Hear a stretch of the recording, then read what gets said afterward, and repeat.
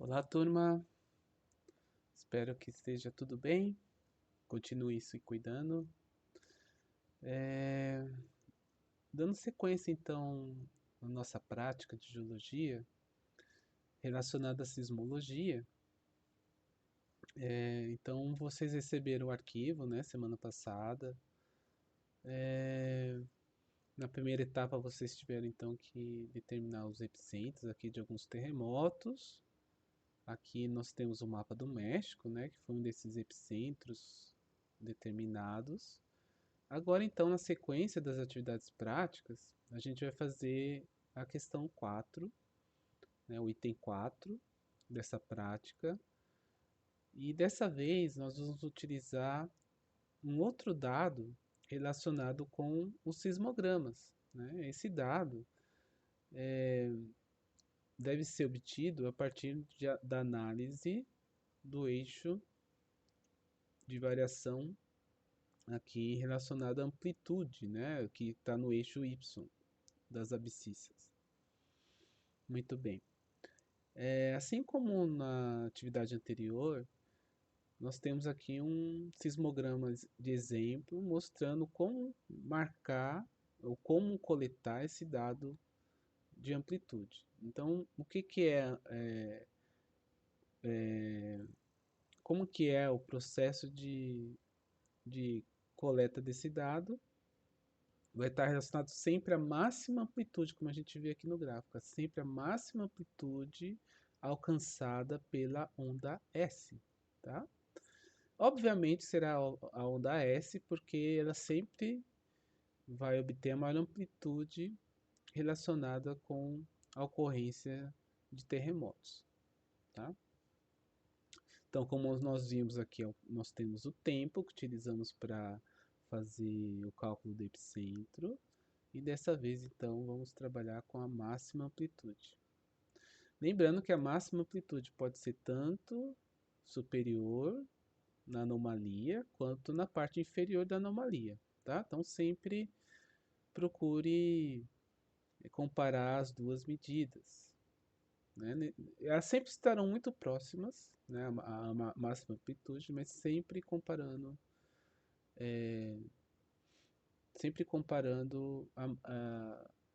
a posição parte inferior do gráfico e na parte superior do gráfico, tá? Como se fosse uma, uma consideração, como se fosse considerar a parte superior positiva, a parte inferior negativa, e, e após essa definição da máxima amplitude, anotar os dados necessários.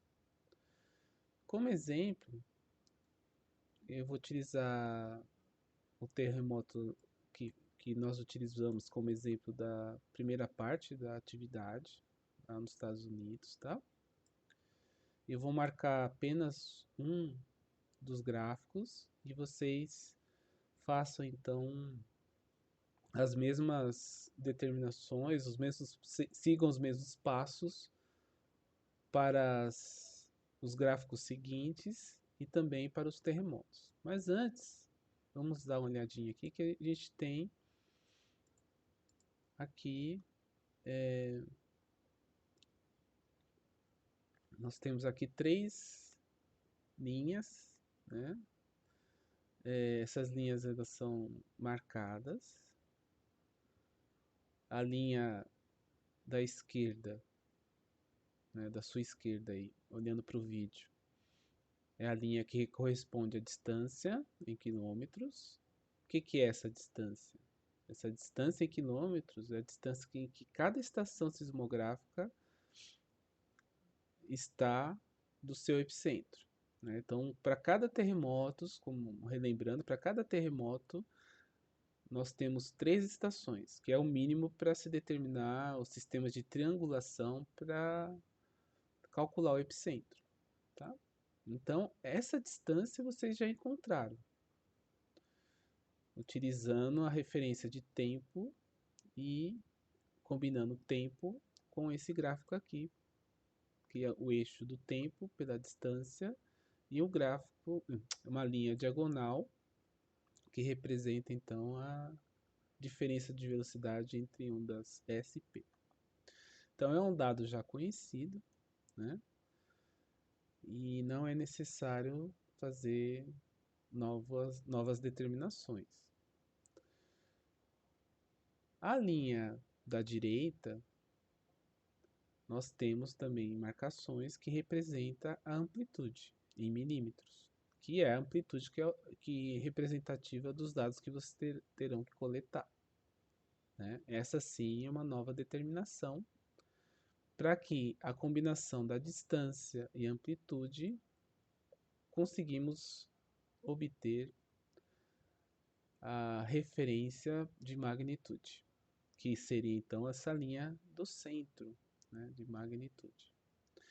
Aqui nesse exemplo, a gente tem a marcação de distância em 100 milímetros, em 100 quilômetros, e para amplitude a gente tem a marcação de 1 milímetro. Após as duas marcações, vocês vão cruzar uma linha, ou vão ligar os pontos do eixo ou da linha que representa aqui a distância até alcançar o ponto que representa a amplitude. Percebam que essa linha vai cruzar o centro, que está, né, no eixo da magnitude. Muito bem. Então, o cruzamento dessa linha que transpassa a magnitude, né, vai ter a marcação. Essa marcação, então, vai ser a magnitude do terremoto.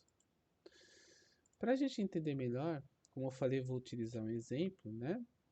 Aqui eu vou transferir para o meu programa gráfico, representando a régua e o lápis que vocês utilizam para fazer a atividade. Tá? Então vou adicionar mais uma folha aqui, vou apagar essas linhas de referência, que é nesse caso representando a régua, né?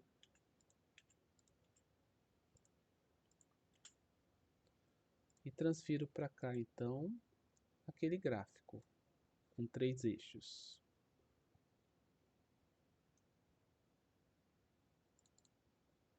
Muito bem, vou ampliar ele para ficar melhor encaixado na folha. Muito bem. Então temos aqui, né, os 3 eixos, as 3 linhas de referência, distância, magnitude e amplitude.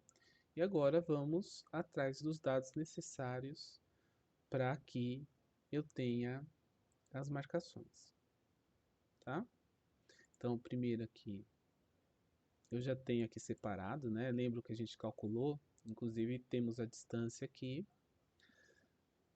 da primeira estação sismográfica, que está representado pela cidade de Eureka, nos Estados Unidos. Eureka, nos Estados Unidos. Muito bem. Então, faço uma aproximação, né? Coloco a minha régua posicionada na maior amplitude da onda S, na parte superior primeiro, e minha régua posicionada na parte inferior em seguida.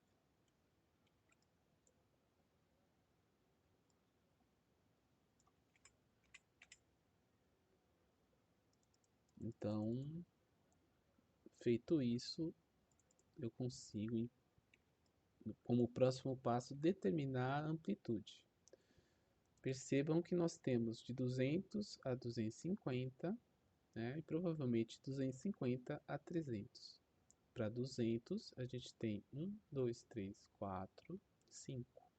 Isso significa que cada quadrícula são 10 milímetros, representam 10 milímetros. Então, nesse caso, a gente tem 250, 260, 270, 280, 290 milímetros, né? Então, nossa marcação está um pouco aquém, né? Abaixo de 200 milímetros. Então, eu tenho a primeira marcação.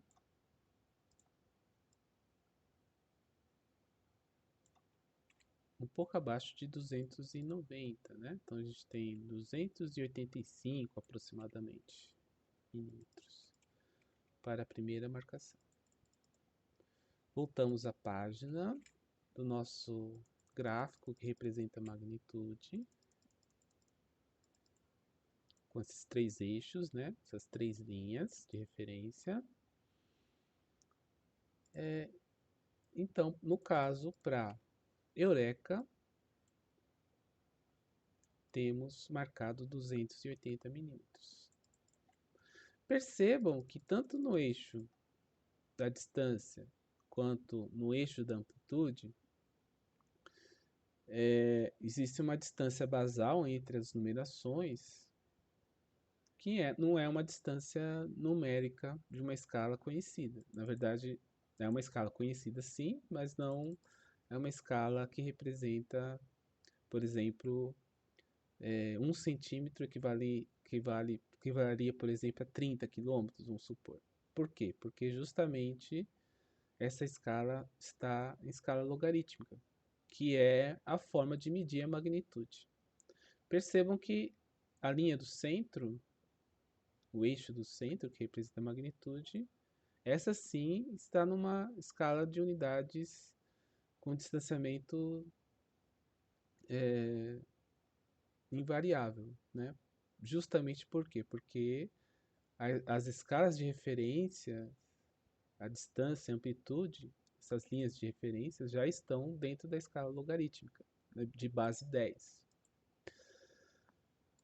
que é a forma de se medir os graus que representam a magnitude da escala Richter, né? Então, cada grau de elevação aqui representa uma elevação de base 10, logaritmo de base 10. Tá? Então, aqui nós temos como referência de medida, nós temos 100 a 200 e 200 a 500. Né? Então, isso significa que nós temos 200, 300, 400 e 500. E a nossa medida, então, foi de 280. Então, aqui a gente tem 200, aqui a gente tem 300. Então, isso significa que vocês vão posicionar a régua, né, mais próximo de 300. Façam um pontinho com lápis para representar essa marcação. Aqui no caso eu vou utilizar uma bolinha.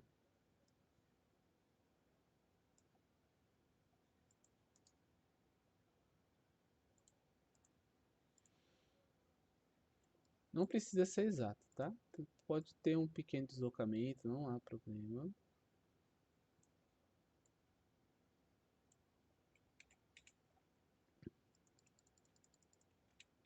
E falta então marcar o eixo, a linha de referência da distância. Voltamos lá e já temos calculado a distância, né, com base nesse gráfico aqui, que é de 477 quilômetros. Então aqui nós temos 400 até 500, então nós temos de 10 em 10 quilômetros. 410, 420, 430, 450. Não. Então nós temos aqui de 20 e 20, né? Senão não dá certo. É 420, 440, 460, 480, 500. Então a distância é 477. Então ela vai vir aqui uma marcação para aproximadamente nesse ponto aqui, tá? Acho que tá bom aí. Muito bem. Como eu falei no começo da explicação, qual que é o passo agora? É fazer a interligação dos pontos já marcados. Então, posiciona aqui, vocês vão posicionar a régua nos pontos marcados e fazer a ligação. Muito bem. Aqui eu tenho para a estação Eureka que a ligação dos pontos entre a distância e a amplitude transpassa no eixo do centro da magnitude. Isso significa que esse terremoto é de aproximadamente 7,1 na escala Richter. Tá? Isso tem que se confirmar para as outras duas estações sismográficas, que é de Elko e Las Vegas. E vocês vão fazer a mesma determinação, os mesmos procedimentos. Tá? Aqui é importante, após finalizar esse primeiro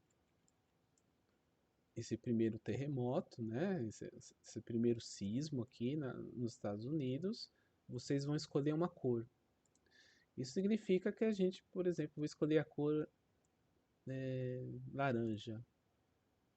Tá? Laranja para os Estados Unidos. Então isso significa que vocês terão 3 linhas cor de laranja para os Estados Unidos, ou qualquer cor que vocês selecionarem para isso. Tá? Então, para 3 países vocês terão ao todo 9 linhas cruzando os eixos aqui, cruzando a linha de referência da magnitude, mas para cada 3 linhas, para cada país será uma cor. Isso significa que são 9 linhas e 3 cores. Tá? Então é para cruzar a linha de todos os sismogramas.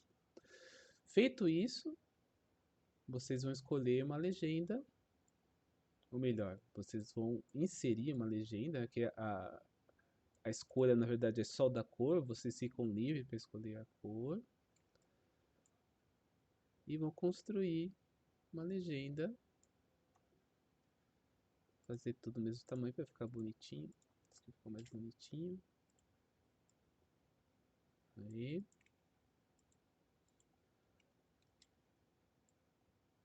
Então, para cada país, vocês terão uma cor. Aqui eu fiz utilizando o programa gráfico, vocês utilizam a régua, né, para traçar bonitinho aí, por exemplo, um quadradinho de 1 por 1 centímetro.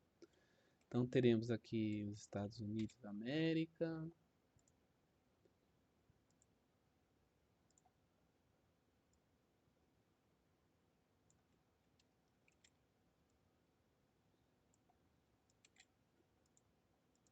Teremos o Japão.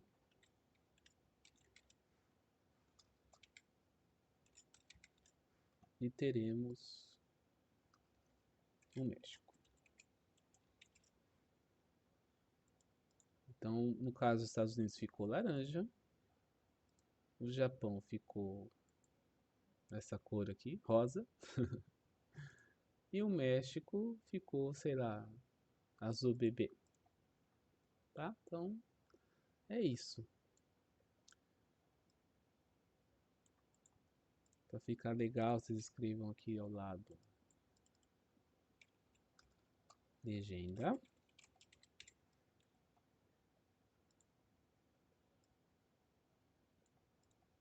E na frente de cada país, vocês vão inserir o grau de magnitude.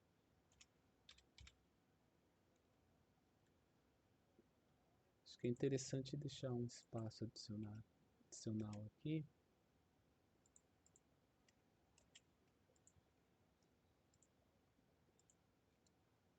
No caso, Estados Unidos, 7,1.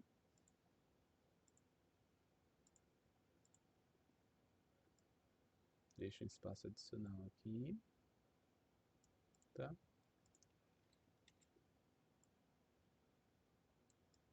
E acima escrevam para saber o que está sendo colocado, né?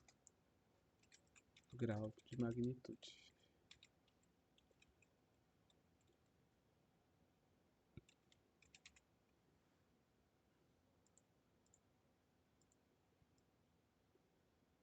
Para cada país. No caso dos Estados Unidos, 7,1. Vai se confirmar com os outros 3 gráficos, né? Se não se conformar é porque uma das contas está errada. Então é como se fosse uma prova real também isso aqui, né? Uma prova realmente que os cálculos feitos para a primeira parte da prática estão corretos, né? Porque as três linhas não precisam passar exatamente no mesmo ponto, mas pelo menos serem próximas, né? Passarem próximas, ah, tendo como referência, utilize sempre como referência aqui para fazer as medidas, aquele sismograma que tem maior amplitude, né?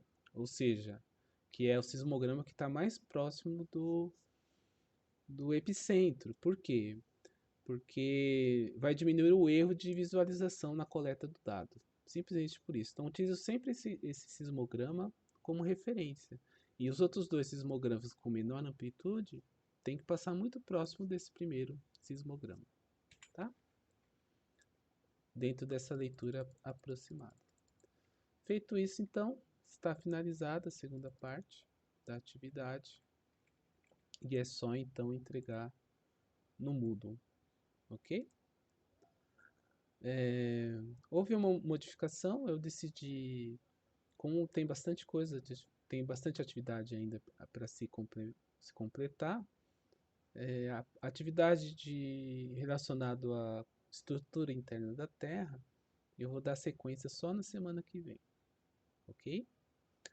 Assim vocês conseguem se organizar melhor. Ainda temos janela para fazer esses acertos, né, em relação à aplicação da atividade.